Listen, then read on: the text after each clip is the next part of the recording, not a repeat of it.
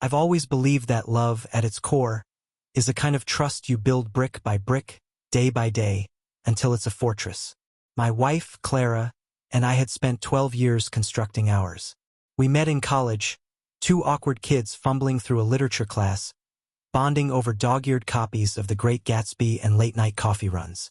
She had this laugh sharp, like a bell cutting through fog, that could make a bad day dissolve. I proposed to her on a rainy pier in Seattle, her hair plastered to her face, both of us shivering but grinning like idiots. We built a life in Portland, a cozy house with a sagging porch, a dog named Juniper who chewed my shoes, and a rhythm that felt unshakable. Clara was a graphic designer, her sketches scattered across our dining table, while I taught history at a community college, grading papers late into the night. It wasn't perfect, but it was ours. The first crack in that fortress appeared on a Tuesday in October, though I didn't know it then. I'd come home early from a faculty meeting, my briefcase stuffed with ungraded essays on the French Revolution. The house smelled of rosemary and garlic. Clara was cooking, her usual way of unwinding after a long day. She stood at the stove, stirring a pot, her auburn hair tied in a loose bun. Juniper sprawled at her feet, tail thumping lazily. Everything seemed right, but something felt off. Maybe it was the way she didn't turn to kiss me like she usually did, or how her phone, resting on the counter, buzzed twice, and she flipped it face down without looking. "Long day?" I asked, hanging my coat. She nodded, eyes on the pot. "Clients being a pain. Wants a full redesign by Friday." I didn't push. Clara's work could consume her, and I'd learned to give her space when she was stressed. But that night, as we ate her rosemary chicken, she was quieter than usual, her fork tracing patterns in her mashed potatoes. I filled the silence with stories about my students. One had argued Robespierre was a misunderstood hero, which got a faint smile from her. But her mind was elsewhere. When I asked if she was okay, she waved it off. "Just tired, Nate." The next few weeks, the off feeling grew, like a splinter I couldn't quite find. Clara started staying late at her studio, claiming tight deadlines. She'd come home smelling faintly of peppermint, which wasn't her usual scent. Her shampoo was lavender, always had been. Her phone became a constant companion, screen tilted away when she typed. Once, as we watched a movie, it lit up with a message from someone named Elliot. She swiped it away fast, but not before I caught the name. "Who's Elliot?" I asked, keeping my tone light. She didn't flinch, but her fingers tightened around the remote. "New client. Branding project for a coffee shop." I nodded, though something in my chest tightened. I wanted to believe her. I did believe her. Clara wasn't the type to lie. She'd always been brutally honest, even when it stung. Like when she told me my old corduroy jacket made me look like a divorced geography teacher. We'd laughed, and I'd tossed the jacket in the donation bin. That was us. No secrets, no games. Or so I thought. The holidays came, and we hosted Thanksgiving at our place. Clara's sister, Meg, flew in from Chicago with her husband, Paul, and their two kids. The house was chaos. Kids chasing Juniper, Paul arguing about football, Meg and Clara whispering in the kitchen. I caught snippets of their conversation while I carved the turkey. "You seem distracted," Meg said, her voice low. "Everything okay with you and Nate?" Clara's laugh was sharp, dismissive. "We're fine. Just work stuff." Meg didn't push, but her eyes lingered on Clara, and I felt that splinter again. I brushed it off, focusing on the kids' demands for more pie. But later, as we cleaned up, I noticed Clara checking her phone again, her thumb moving quickly to reply to someone. She caught me looking and smiled, a little too brightly. "Client again?" I asked. "Yeah," she said, slipping the phone into her pocket. "They don't sleep." Christmas was worse. We drove to my parents' place in Eugene, a 3-hour trip. Clara was quiet the whole drive, her fingers drumming on the armrest. When I reached for her hand, she squeezed mine briefly but let go to check her phone. At my parents' house, she was present but distant, like an actor playing the role of herself. My mom noticed, pulling me aside while Clara helped with dishes. "Is Clara okay?" she asked, her brow furrowed. She seems not herself. I shrugged, defensive. She's got a lot on her plate. Mom didn't push, but her concern stuck with me. On the drive home, I tried to talk to Clara about it. You've been off lately. Work's really that bad? She sighed, staring out the window at the passing pines. It's just a lot, Nate. I'm handling it. I wanted to press, but I didn't. I trusted her. I told myself it was stress, that she'd bounce back once her projects eased up. But the splinter was digging deeper. January brought a cold snap, and with it, clarity. I was grading papers one evening when Clara said she was meeting a client for drinks to discuss a pitch. She wore a black dress I hadn't seen before, snug and elegant. Her hair swept to one side. She looked stunning, and I told her so. She smiled, but it didn't reach her eyes. Be home late, she said, kissing my cheek. Her perfume was peppermint again. I stayed up, grading until my eyes burned, but really, I was waiting for her. At 1 a.m., I texted her. You okay? No reply. At 2:30, she walked in, her cheeks flushed, her eyes bright in a way that wasn't just wine. She kicked off her heels, laughing softly about a funny client story, but didn't elaborate. I didn't ask. I should have. The next morning, I did something I'd never done before. I checked her phone. She was in the shower, and it sat on the kitchen counter, unlocked, a rare lapse. My hands shook as I opened her messages. There it was, Elliot. Dozens of texts, stretching back months. The most recent was from last night. Asterisk, tonight was incredible. Can't stop thinking about you. Asterisk. My stomach dropped. I scrolled, each message a knife. Miss you already. When can I see you again? Nate's working late tomorrow, right? Her replies were just as damning. Soon, I promise. You're making this so hard. I'm falling for you. I set the phone down, my vision blurring. Juniper nudged my leg, whining, but I barely noticed. The woman I'd built my life with, the one I'd trusted with every piece of me, was slipping away with someone else. Elliot, not a client, not a coffee shop owner, someone she was falling for. I didn't confront her that day. Couldn't. My mind was a storm. Rage, grief, disbelief swirling together. I went to work, lectured on Napoleon's exile, and came home to Clara cooking pasta, acting like nothing was wrong. I watched her, searching for the woman I knew, but all I saw was a stranger wearing her face. Over the next week, I became a detective in my own life. I noticed things I'd missed. The late nights, the new dresses, the way she'd angle her laptop screen away when I walked by. I checked her phone again when she was asleep, finding more messages, more plans. Elliot was Elliot Harper, a photographer she'd met at a gallery event.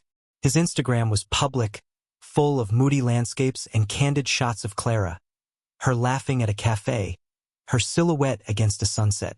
Each photo was a punch, proof of a life she was living without me. I started tracking her. Felt wrong, invasive, but I needed to know. I used the location app we'd shared for safety years ago. One evening, she said she was at her studio, but her phone pinged at a bar downtown. I drove there, parked across the street, and watched through the window. There she was, leaning close to a man with dark hair and a leather jacket. Elliot. Her hand rested on his arm, her smile brighter than I'd seen in months. They left together, her arm looped through his, and I followed. They went to a hotel, one of those boutique places with overpriced cocktails. I didn't go inside. I sat in my car, gripping the wheel until my knuckles ached, imagining them upstairs, unraveling everything we'd built. The betrayal wasn't just the act. It was the secrecy, the double life. She'd come home to me, sleep beside me, laugh at my jokes, all while carrying this other world in her heart. I thought about confronting her, demanding answers, but something darker took root. I didn't want to yell or beg. I wanted her to feel what I felt, the slow, crushing weight of being replaced. I started planning. Not a confrontation, not yet. Something bigger. Clara had always been the one who shone. Her art, her charm, her ability to make people love her. I'd been content in her shadow, proud of her light.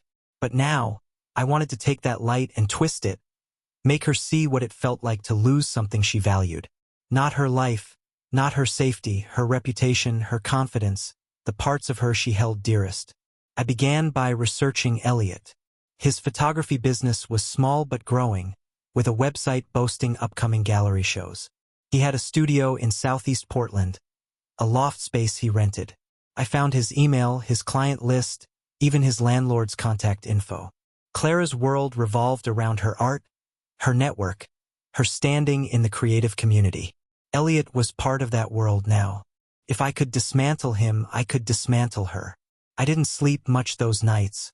I'd lie awake, Clara breathing softly beside me, and imagine her face when she realized what I was capable of. The fortress we'd built was crumbling, but I wasn't going to let it fall alone. She'd betrayed me, and I'd make sure she felt the cost. Not with words, not with tears, but with something far more permanent. The days after I confirmed Clara's betrayal were a blur of routine and rage. I went through the motions, teaching classes, walking Juniper, eating dinner with Clara, while a storm churned inside me. Every smile she gave me, every casual touch, felt like a lie polished to perfection. She'd come home from her studio with that peppermint scent clinging to her, her eyes bright with secrets, and I'd nod along to her stories about clients and deadlines. But I wasn't the same Nate anymore. The man who trusted her blindly was gone, replaced by someone sharper, colder, plotting. I didn't want to just confront Clara. A shouting match would end in tears, apologies, maybe promises to change, but it wouldn't undo the betrayal. It wouldn't make her feel the hollow ache I carried every time I saw her phone light up with Elliot's name. No, I wanted something that would linger, something that would strip away the parts of her life she cherished most. Her art, her reputation, her place in the creative world she loved. And I wanted Elliot to feel it too. They'd built their secret world together. I'd tear it down together. The first step was understanding Elliot Harper. I dove into his life like a historian piecing together a forgotten war. His website was sleek, showcasing his photography, moody portraits, urban landscapes, and, of course, those damning shots of Clara. He had a modest following on Instagram, about 8,000 followers, and a calendar of upcoming gallery shows in Portland and Seattle. His studio was a rented loft in a trendy warehouse district, shared with other artists. I found his LinkedIn, which listed past work as a freelance photographer for local magazines and a stint as an adjunct at a community college. He was 34, single, and, from what I could tell, ambitious but not untouchable. His business relied on reputation, connections, and a steady stream of clients. Perfect. I started small, testing the waters. Using a burner email, I contacted his landlord, posing as a potential tenant inquiring about the loft space. I learned the lease was month to month with a rent that was steep for a freelancer. A little pressure there could make things uncomfortable. Next, I scoured his client list, cross-referencing names from his website with public reviews. A few were small businesses, a coffee shop, a boutique, a yoga studio, that depended on his photography for their branding. I noted their contact info. If I could disrupt his work, I could disrupt his life. Clara, meanwhile, was oblivious to my shift. She'd always been the observant one, catching when I was stressed or distracted. But now she was too wrapped up in her own world to notice. One evening, as we sat on the couch watching a documentary, she rested her head on my shoulder, her fingers tracing lazy circles on my arm. It was a gesture that used to ground me, but now it felt like a performance. Her phone buzzed, and she glanced at it, then set it face down. "Work again?" I asked, my voice neutral. She nodded a little too quickly. "Yeah, just a client checking in." I smiled, but my mind was elsewhere, already spinning through my plan. I decided to start with Elliot's reputation. In the art world, trust is everything. Clients want reliability, professionalism, not drama. I created a fake profile on a local art forum, using the name Alex Reed, a disgruntled former client. I posted a vague but pointed review of Elliot's services. Asterisk unreliable, missed deadlines, and overcharged for subpar work. Would not recommend. Asterisk I included just enough detail to sound credible. A supposed shoot for a small business that fell through due to his unprofessional behavior. I didn't expect it to ruin him overnight, but it was a seed, one that could grow with the right nurturing. The post got traction. A few users chimed in, asking for details, and I responded carefully, keeping my story consistent. Within a week, I saw a ripple effect. Someone shared the post in a local business group on Facebook, and a couple of Elliot's clients commented, expressing surprise but concern. I watched his Instagram, noticing a slight dip in engagement, a few unfollows. It wasn't much, but it was a start. Clara's behavior, meanwhile, grew bolder. She'd leave for meetings at odd hours, sometimes not coming home until after midnight. Once, she claimed she was at a networking event, but her location app showed her at a wine bar in Northwest Portland. I didn't follow her again. I didn't need to. The evidence was piling up, each text, each lie, fueling my resolve. I started digging into her world too. Her graphic design business was thriving, with a big solo exhibition planned at a gallery in March. It was her dream, a chance to showcase her work to Portland's art scene. She'd been working on it for months, pouring her heart into every piece. It was her Achilles heel. I knew I couldn't touch her art directly. That would be too obvious, too traceable. But her exhibition relied on sponsors, collaborators, and the gallery's reputation. I started researching the gallery, a chic space called Atelier Verve, owned by a woman named Fiona Lang. Fiona was a fixture in the local art scene, known for her sharp eye and sharper tongue. A bad word from her could tank an artist's career. I found Fiona's email and sent an anonymous tip, posing as a concerned colleague. I wrote that Clara had been unprofessional with clients, hinting at missed deadlines and personal distractions affecting her work. I didn't mention Elliot, but I implied enough to raise eyebrows. I signed it with a fake name, knowing Fiona wouldn't dig too deep unless more flags went up. The next phase was riskier. I wanted to hit Elliot where it hurt, his studio. I contacted his landlord again, this time as a concerned neighbor reporting noise complaints and suspicious activity at the loft. I mentioned late-night visitors and hinted at unpermitted events, knowing the landlord was strict about lease violations.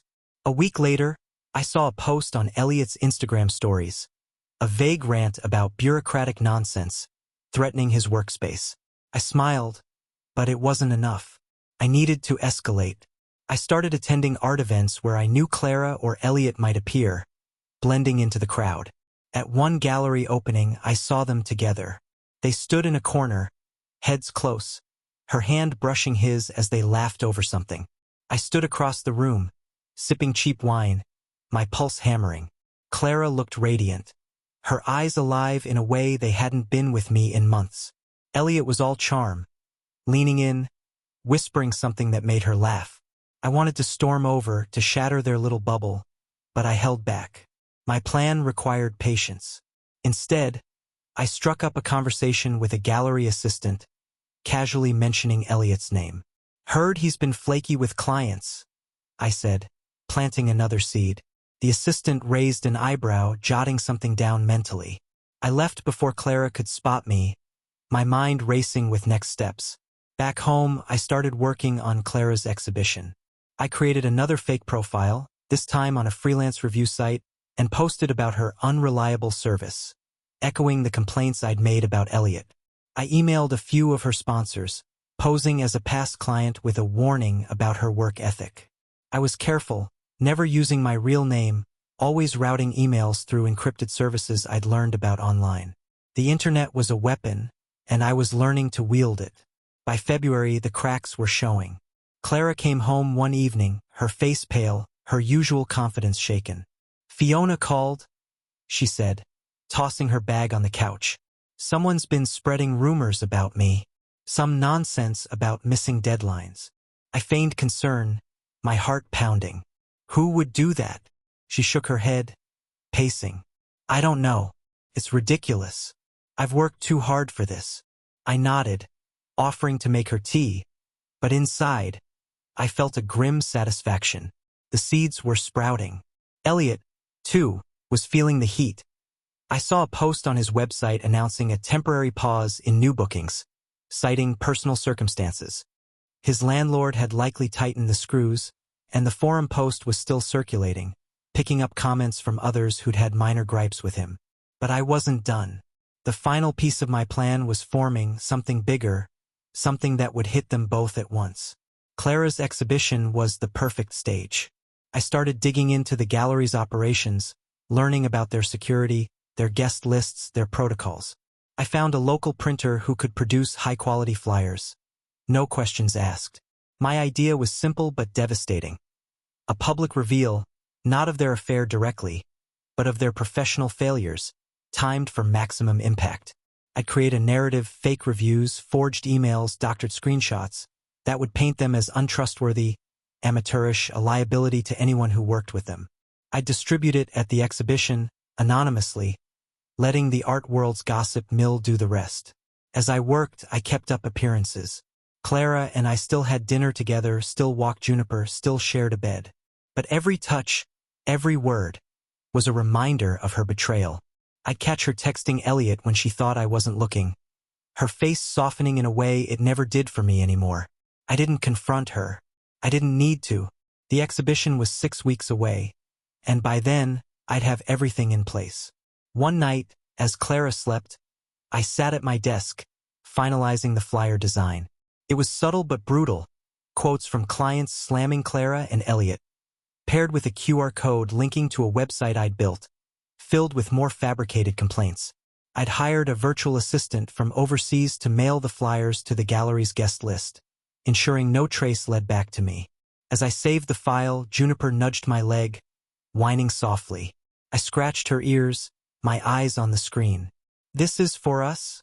I whispered, though I wasn't sure who I was convincing. The fortress was gone, and I was building something new in its place. A trap, cold and precise, waiting to spring. The weeks leading up to Clara's exhibition were a tightrope walk. I moved through our life like an actor in a play I no longer believed in, smiling at her over breakfast, asking about her day, pretending I didn't know about the late-night texts or the peppermint scent that clung to her clothes. Clara, for her part, was consumed with preparations for her show at Atelier Verve. Her sketches covered every surface of our dining room, her laptop glowing late into the night with mock-ups and emails. She was nervous, exhilarated, talking endlessly about the pieces she'd chosen, the lighting, the guest list. It was her moment, the culmination of years of work, and I could see the spark in her eyes, the same spark I'd fallen for 12 years ago. But now it wasn't for me. It was for her art, her ambition, and, I knew, for Elliot. I kept my plan hidden, a dark current running beneath my daily routine. The flyers were ready, printed by a small shop in Vancouver, Washington, where no one knew me. I designed them to look professional, like something a disgruntled client might produce. Bold text, fake quotes from past collaborators, and that QR code linking to a website I'd built with more fabricated complaints about Clara and Elliot. The site was anonymous, hosted on a server I'd paid for with cryptocurrency, untraceable. I'd hired a virtual assistant from halfway across the world to mail the flyers to every name on the gallery's guest list, timing their arrival for the morning of the exhibition. The assistant didn't know me, didn't know Clara or Elliot, just followed instructions for a quick paycheck. Everything was in place. Elliot, meanwhile, was unraveling. My earlier moves had taken root. The forum post I'd planted as Alex Reed had spread, picked up by local art blogs and whispered about in Portland's tight-knit creative scene. 2 of his clients, a boutique and a cafe, had publicly dropped him, citing reliability issues. His landlord had issued a warning about the lease, citing my fake noise complaints, and I'd heard through a mutual acquaintance that he was scrambling to find a new studio. His Instagram posts had grown sparse, his captions vague and strained. I didn't feel joy watching him falter, just a cold satisfaction, like crossing off items on a list. Clara noticed his struggles but didn't connect them to me. One evening, as we ate takeout on the couch, she mentioned him casually, her voice tinged with worry. "Elliot's having a rough time. Some weird drama with his clients. It's messing with his head." I kept my face neutral, stirring my noodles. "That's tough. Art world's brutal." She nodded, her eyes distant. "Yeah, he doesn't deserve it." I wanted to laugh, to scream, to ask how she could defend him while lying to me every day. Instead, I squeezed her hand and changed the subject. Patience was my weapon now. The exhibition was 3 days away, and I was ready. The night before the show, Clara was a whirlwind, packing her portfolio, double-checking her speech, texting Fiona about last-minute details. I offered to help, carrying boxes to her car, playing the supportive husband. She kissed me as she left for the gallery to set up, her lips soft but fleeting. "Thanks, Nate. You're the best." I watched her drive off, Juniper at my side, and felt the weight of what was coming. The flyers would arrive at guests' homes and offices the next morning. The website was live, filled with just enough truth. Clara's missed deadlines, Elliot's canceled shoots, to make the lies believable. I'd even hacked together a fake email chain, doctored to look like Clara and Elliot badmouthing a major sponsor. It was subtle, plausible, and devastating. The art world thrived on gossip, and I was about to feed it a feast. The exhibition was on a Saturday, the gallery buzzing with Portland's creative elite. Curators, artists, collectors, all sipping wine and murmuring about Clara's work. I arrived early, dressed in a blazer and jeans, blending into the crowd. The space was stunning. Clara's designs hung on white walls, vibrant and intricate, each piece a testament to her talent. She stood near the center, radiant in a navy dress, laughing with Fiona and a few guests.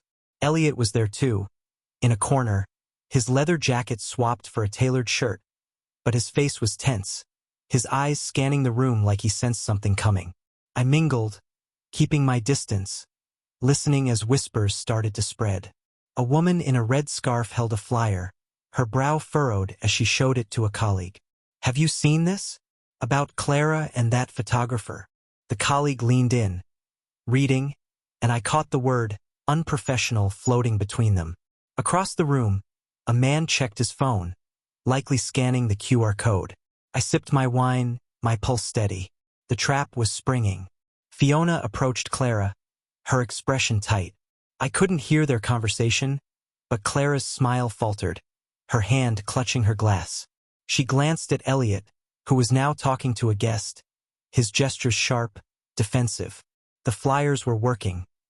People were murmuring, checking their phones, casting sidelong glances at Clara and Elliot. I saw a sponsor, a wiry man in glasses, pull Clara aside, his face serious. She shook her head, her hands gesturing wildly, but the damage was done. The narrative I'd crafted was taking hold. Clara and Elliot, talented but unreliable, a risk to anyone who trusted them. I slipped into the gallery's back room, where I'd learned the staff kept extra programs and supplies. I'd prepared one last touch, a stack of flyers, identical to the mailed ones, tucked into the programs for latecomers. I placed them carefully, ensuring they'd be found throughout the night. As I stepped back into the main room, I saw Clara's face, pale and drawn, as she spoke to another guest. Elliot was at her side now, his hand on her arm, but she pulled away, her eyes darting around the room. She hadn't seen me yet. The climax came an hour later. Fiona took the stage to introduce Clara. Her voice clipped, lacking its usual warmth. Clara stepped up, her speech cards shaking slightly in her hand. She started strong, thanking the gallery, her sponsors, her supporters. But then a man in the crowd, someone I didn't recognize, raised his hand. "Ms. Vaughn," he said, loud enough for the room to quiet. "Can you address the allegations about your professionalism? There's a website circulating and flyers, claiming you and Mr. Harper have been misleading clients." The room froze. Clara's face went white, her mouth opening, then closing. Fiona stepped forward, her eyes narrowing, but the man pressed on. "It's all over the art forums. People are talking." Clara stammered, her voice cracking. I don't know where this is coming from. It's not true. I've always been committed to my work." Elliot moved toward her, but a woman nearby held up a flyer, her voice sharp. "This says you missed deadlines for a major project. And there's an email where you and Mr. Harper mocked a sponsor. Is that fake too?" The crowd murmured, phones glowing as people checked the website. Clara's eyes filled with tears, her speech cards dropping to the floor. Fiona took her arm, whispering something, and led her off the stage. Elliot followed, his face a mix of anger and panic. The room erupted in whispers, guests clustering, some leaving, others typing furiously on their phones. I stood by the bar, my expression neutral, watching the world I'd built for them collapse. Clara didn't come home that night. She texted me at midnight, saying she was staying at Meg's, needing space to process. I didn't reply. I knew she'd seen the flyers, the website, the damage. Her exhibition, her dream was tainted, her reputation in tatters. Elliot's career was crumbling too. By Monday, I saw posts on local art groups calling him toxic and unreliable. A gallery in Seattle canceled his upcoming show, citing recent concerns. I sat in our living room, juniper at my feet, and felt the weight of what I'd done. It wasn't joy, not exactly. It was justice, cold and final. Clara had betrayed me, built a life with Elliot behind my back, and now they were both paying the price. I didn't care if she found out it was me. Let her. She'd know what it felt like to lose something she loved. The next morning, Clara came home, her eyes red, her voice hoarse. "Nate," she said, standing in the doorway. "We need to talk." I looked at her, the woman I'd loved for 12 years, and saw a stranger. "Yeah," I said, my voice calm. "We do." She sat across from me, her hands twisting in her lap, and started to speak. About the exhibition, the rumors, her confusion. She didn't mention Elliot, not yet, but I knew it was coming. I let her talk, my mind already moving to the next phase. The flyers, the website, they were just the beginning. I'd taken their reputations, but I wasn't done. Clara had broken our fortress, and I'd make sure she felt every shard of its ruin.